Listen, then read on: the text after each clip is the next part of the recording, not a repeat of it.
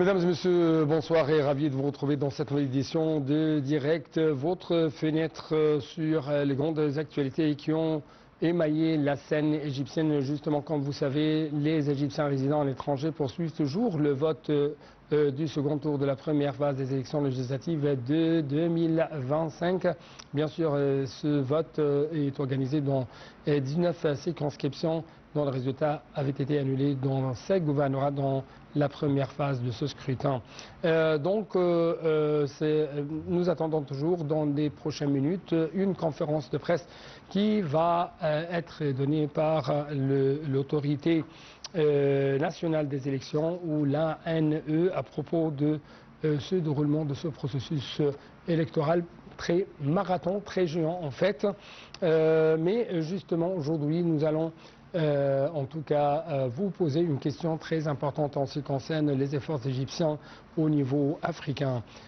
Pour commencer, nous devons jeter les lumières sur cette information concernant le Premier ministre Dr Moustapha Madbouli qui a assisté à la signature dans la nouvelle capitale de 2 protocoles de coopération sur l'audit et la normalisation des données des exportations, des importations, des exportations et des importations égyptiennes entre les autorités nationales émettrices de données. La signature de ce protocole s'inscrit dans le cadre d'une réorientation stratégique vers des secteurs à forte valeur ajoutée.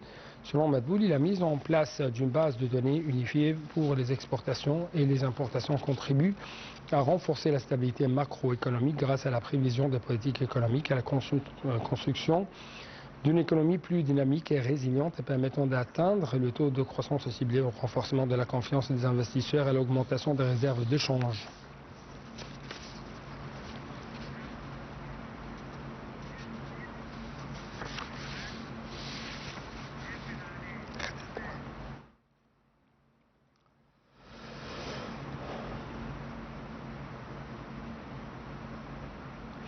Donc, comme je viens de vous annoncer au début de cette édition, les Égyptiens résidant à l'étranger poursuivent toujours le vote du second tour de la première phase des élections législatives de 2025, organisées dans 19 circonscriptions dont les résultats avaient été annulés dans 7 gouvernorats dans la première phase.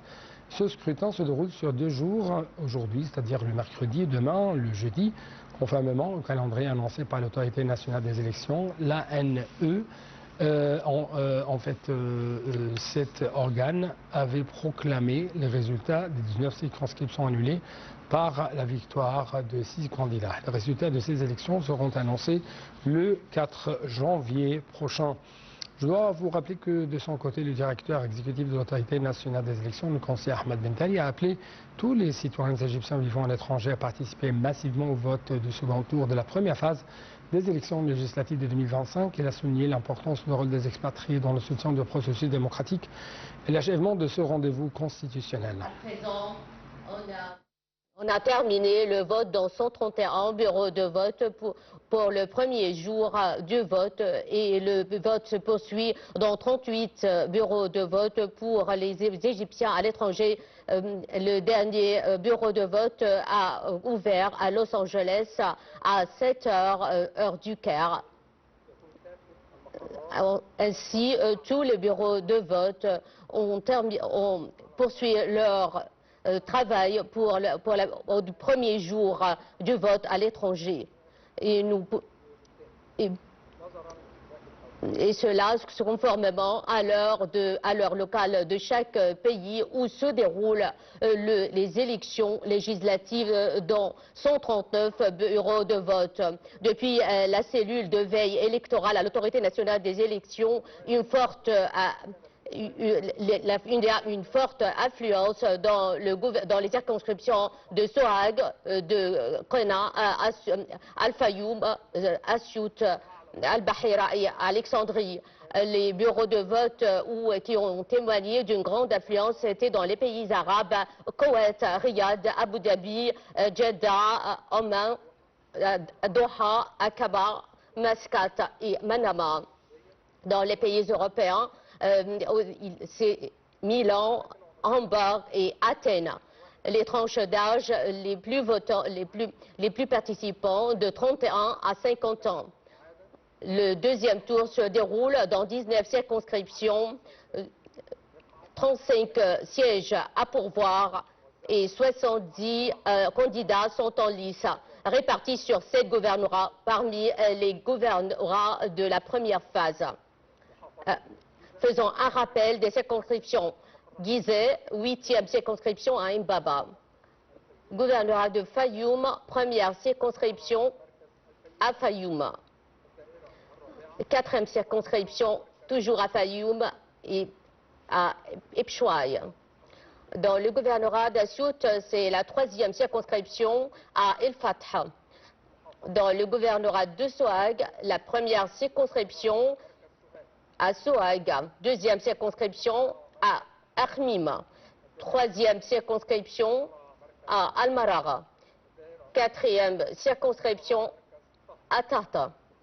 5e circonscription à Gerga.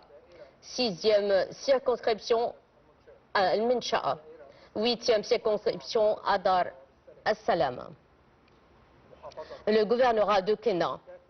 Toutes les circonscriptions à Kena observeront un deuxième tour. Le gouvernorat d'Alexandrie.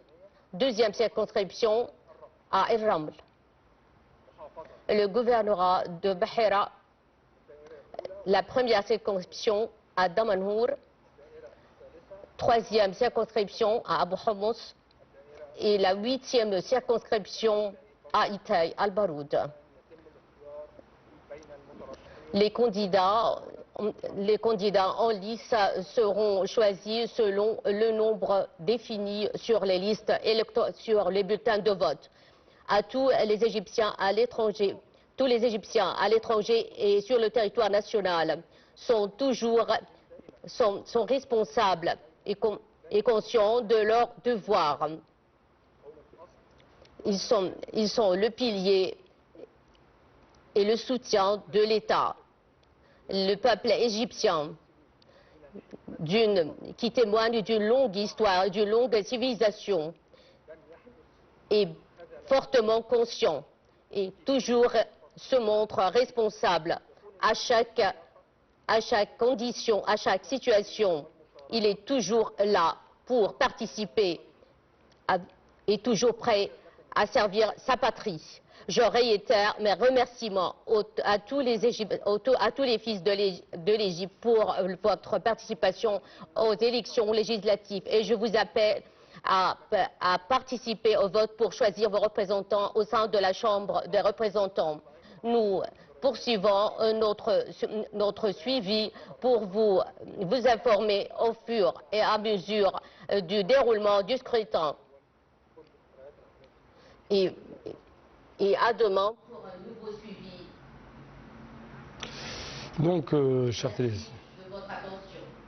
Donc, chers téléspectateurs, nous venons de vous présenter il y a quelques instants cette conférence de presse donnée par l'Autorité nationale des élections sur le déroulement de ce processus de vote. En fait, les Égyptiens résidant à l'étranger poursuivent toujours le vote du second tour de la première phase des élections législatives de 2025 organisées dans 19 circonscriptions dont le résultat avait été annulé dans 7 gouvernorats de la première phase. Ce scrutin se déroule en fait sur 2 jours, mercredi et jeudi, conformément au calendrier annoncé par l'Autorité nationale des élections. Donc actuellement, j'ai l'honneur et le plaisir d'avoir avec moi, à travers la ligne de l'Antenne internationale, notre professeur de droit à l'Académie de police, Ibrahim Choukri, notre expert dans le domaine juridique. Toujours vous êtes le bienvenu sur l'Antenne internationale, Dr Ibrahim. Bonsoir, monsieur. Bonsoir à vous, Dr Ibrahim Choukri. Donc, comment vous suivez jusqu'à maintenant ce processus de vote qui se déroule actuellement pendant 2 jours, aujourd'hui et demain? Voilà, on peut le sujet de la transparence. C'est-à-dire que lorsque l'autorité nationale des élections a pourvu qu'il y a des points négatifs que nous avons cités dans notre séance, avec vous bien sûr, donc une question de faire une élection dans quelques années électorales, ou plutôt de faire les élections selon la demande, ou bien sûr, selon le jugement disons, du tribunal administratif. Ouais. Ce que nous voyons devant nous, c'est premièrement, c'est le respect des jugements des tribunaux, Ouais. des jugements bien sûr de l'autorité juridique. Ça, on doit suivre et respecter. Bien sûr, lorsqu'il y a un jugement, tout le monde le respecte. Et c'est ce que vous trouvez sur le terrain maintenant. Deuxièmement, vous trouvez aussi, comme preuve, vous trouvez que nous avons aussi la preuve de faire des élections et l'autorité nationale des élections n'arrête jamais de résoudre tous les problèmes et de regarder tous les défis et de regarder aussi toutes les oppositions à n'importe quelle élection et à n'importe quelle demande de n'importe quelle personne qui se présente, soit élu, soit député, etc. Donc, si quelqu'un pose son plainte, et ils ont bien sûr regardé tous les plaintes. Ça, c'est la deuxième chose. Et la troisième chose, on trouve aussi la présence de la population égyptienne. Vous avez vu que les Égyptiens, chaque fois qu'on fait des élections dans la première phase ou la seconde phase, des élections à l'intérieur ou à l'extérieur, des élections qu'on a redoublées ou qu'on a annulées, qu'on a refait de nouveau, mais aussi les Égyptiens participent. C'est-à-dire que toujours les Égyptiens sont présents sur le terrain. Ça aussi, c'est un point positif, très intéressant, il faut le citer, il faut l'encadrer dans notre discours. Docteur Ibrahim Chokri, je sais que vous avez quand même une longue expérience avec les différentes élections, les différentes échéances constitutionnelles. Justement, à quel point vous trouvez que ce qu'on passe actuellement, ça représente une expérience unique dans l'histoire des législatives, dans l'histoire parlementaire de l'Égypte dans le temps moderne? Bien sûr, nous sommes dans une période où les Égyptiens, l'Égypte, soit à l'étranger ou maintenant, ils vivent dans une période historique. Vraiment, c'est une période historique. Parce que je vois que c'est la première fois que ça arrive, les Égyptiens avec des élections pareilles, où le président même de la République qui a demandé transparence devant tout le monde, et aussi les Égyptiens nationale ont refait les élections plusieurs fois dans plusieurs sites, dans plusieurs zones électorales et dans plusieurs pays même, à l'étranger ou à l'intérieur. Donc c'est une phase historique qui va être bien citée dans l'histoire parlementaire de l'Égypte, bien sûr. Oui.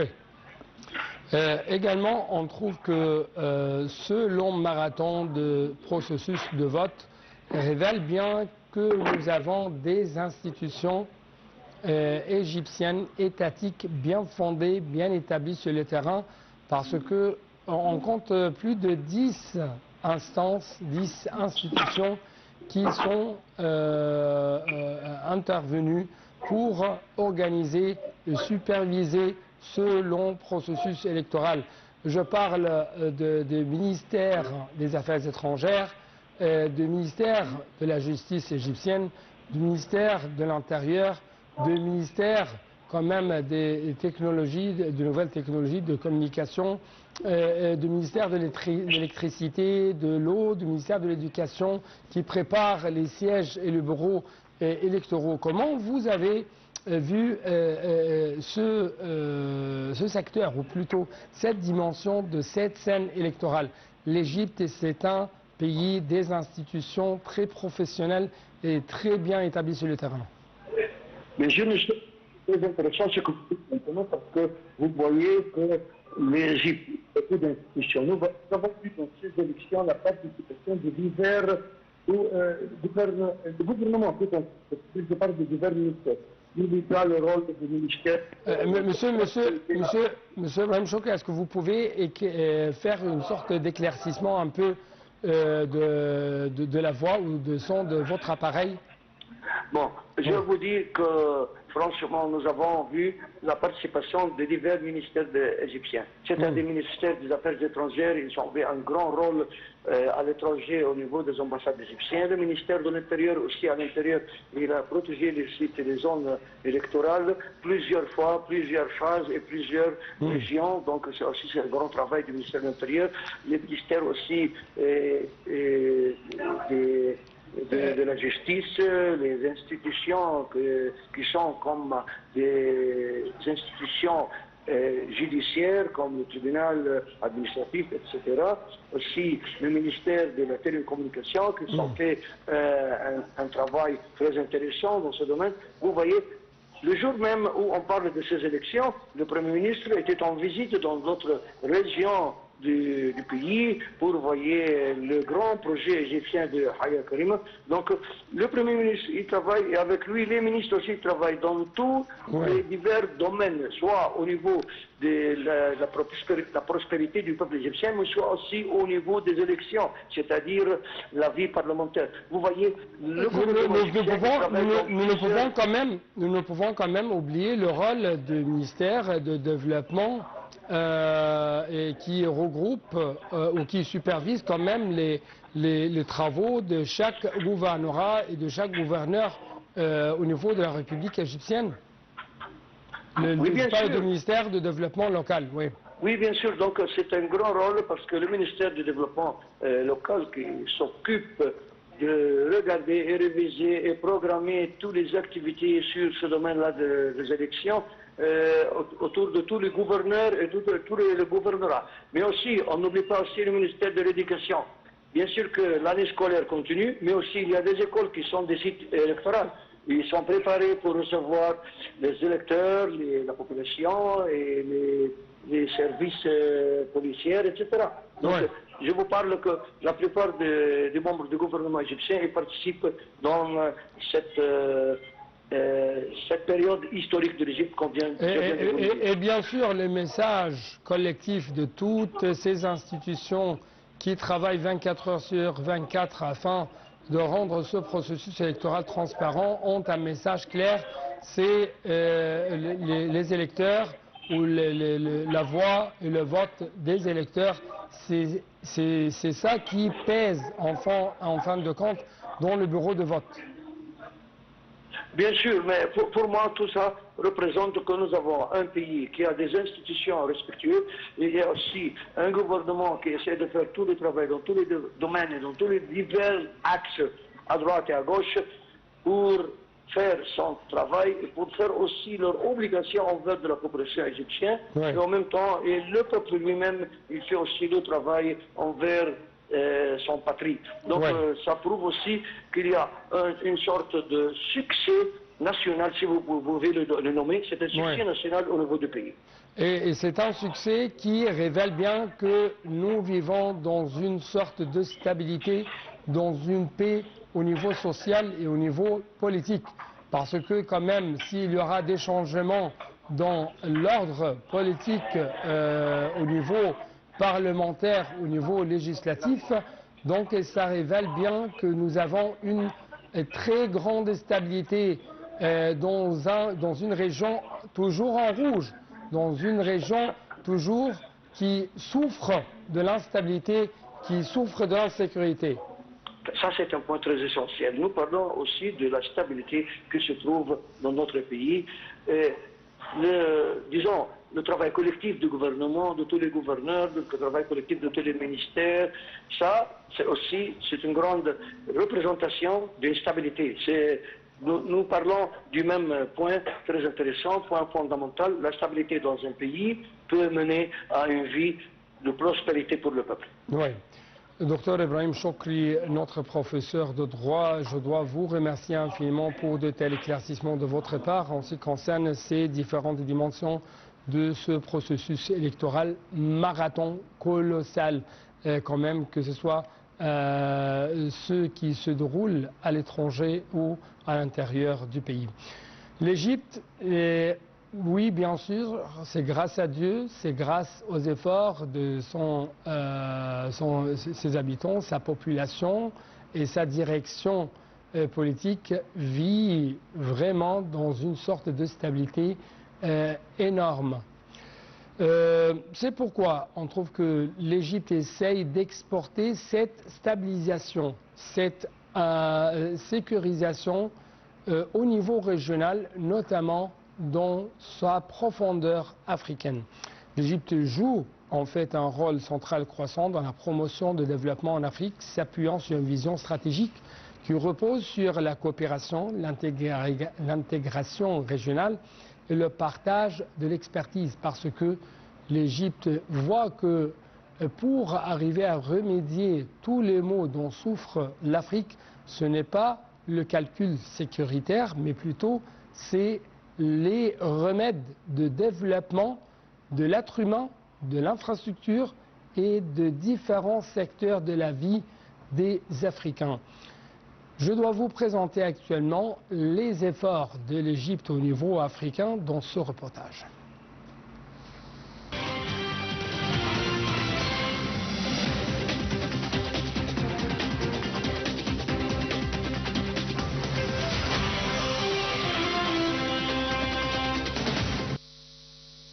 Forte de son appartenance africaine historique, le Caire s'impose aujourd'hui comme un acteur clé dans les efforts visant à renforcer la stabilité et la croissance durable sur le continent africain. Sur le plan politique, l'Égypte œuvre activement à la consolidation de la paix et de la sécurité en Afrique. Elle soutient les mécanismes africains de règlement des conflits, participe aux missions de maintien de la paix et plaide pour des solutions africaines aux problèmes africains, convaincu que la stabilité constitue le socle indispensable de tout processus de développement. Sur le plan économique, l'Égypte accorde une importance particulièrement au renforcement de l'intégration régionale. Elle soutient la zone de libre-échange continentale africaine visant à stimuler le commerce intra-africain, attirer les investissements et créer des opportunités d'emploi. À travers des projets d'infrastructures majeurs, notamment dans les domaines des transports, de l'énergie et de l'interconnexion électrique, l'Égypte contribue à rapprocher les économies africaines et à renforcer leur compétitivité. Dans le domaine du développement humain, l'Égypte met son expertise au service des pays africains à travers des programmes de formation, de renforcement des capacités et d'échange d'expériences. Des milliers de cadres africains bénéficient chaque année de formations dans des secteurs clés tels que la santé, l'éducation, l'agriculture et la gestion des ressources en eau, notamment via l'Agence égyptienne de partenariat pour le développement. Par ailleurs, l'Égypte accorde une attention particulière aux défis du changement climatique et du développement durable en Afrique. Elle soutient les initiatives visant à améliorer l'accès à l'eau, promouvoir les énergies renouvelables et renforcer la résilience des pays africains face aux crises environnementales, affirmant ainsi son engagement en faveur d'une croissance verte et inclusive. Ainsi, à travers une approche globale et solidaire, l'Égypte confirme sa volonté de contribuer activement à la construction d'une Afrique plus stable, plus intégrée et plus prospère, fondée sur la coopération mutuelle et le développement partagé.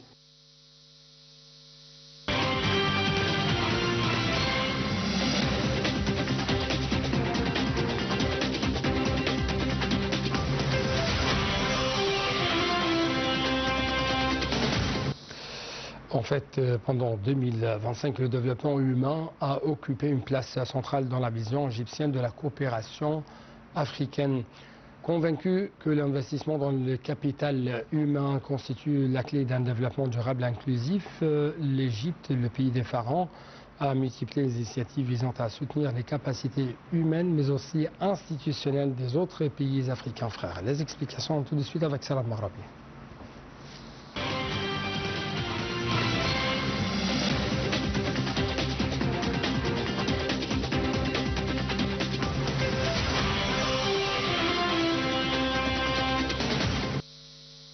À travers l'Agence égyptienne de partenariat pour le développement et plusieurs institutions nationales, l'Égypte a poursuivi en 2025 la mise en œuvre de programmes de formation et de renforcement des capacités destinés aux cadres africains.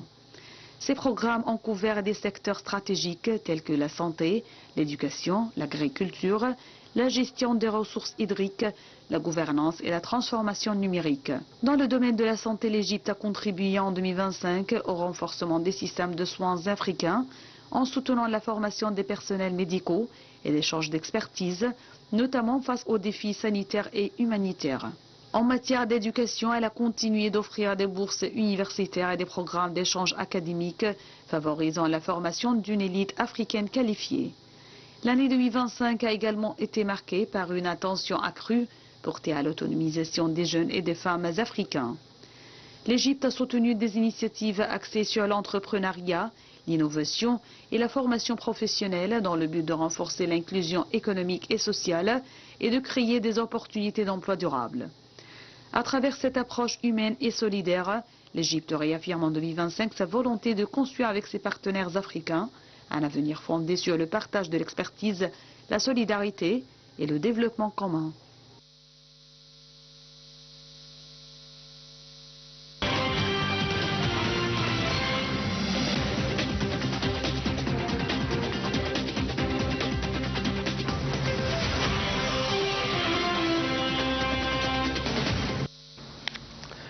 La paix et la sécurité constituent toujours des conditions essentielles pour parvenir à un développement durable en Afrique. Dans ce contexte, l'Égypte affirme comme un acteur africain clé, engagé quand même de manière constante dans les efforts visant à renforcer la stabilité politique et sécuritaire sur l'ensemble de notre continent africain.